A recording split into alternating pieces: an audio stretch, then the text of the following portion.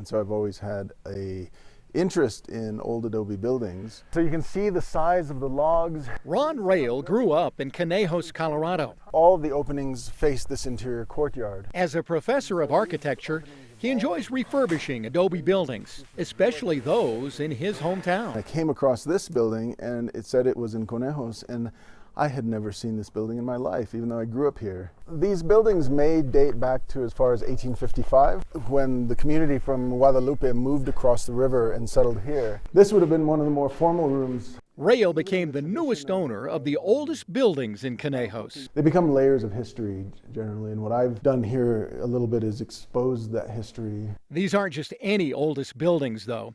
They are what is left of the home of Lafayette Head, Colorado pioneer, Indian agent, and first lieutenant governor. It's referred to in different ways at different times: fort, compound, house, diplomatic center. Certainly, he was the jefe. He was in charge of this site.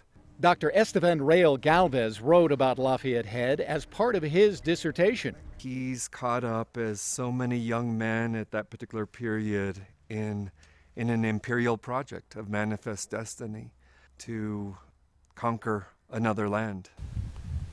While the land looked tranquil, it was anything but. It's an overlapping of empires and contested homelands. This would have been the northern part of the Mexican Republic. Would have been homeland for the Ute people. Lafayette Head immersed himself in that diversity. He married a Hispanic woman and became well connected to the Native American populations as well. And in many ways, he was bound up in the entire community.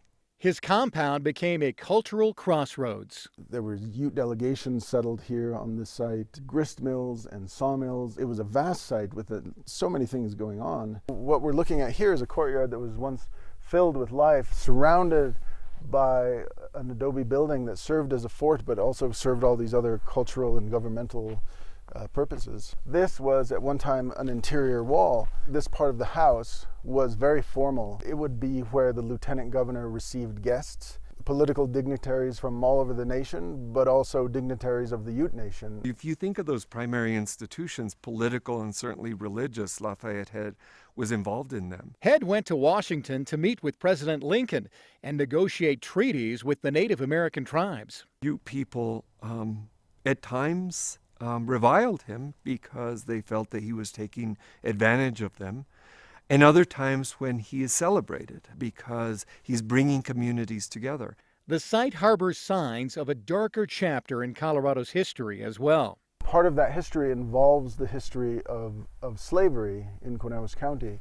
And so within the oral history, this is known to be the slaves' quarters. Indigenous slavery in the American Southwest often gets skipped over in the history books. Captives in Conejos County were typically children that were brought into Conejos County and sold to the church and distributed to the community members through adoption. Lafayette Head, a slave owner himself, created a detailed list of all the indigenous slaves in the area.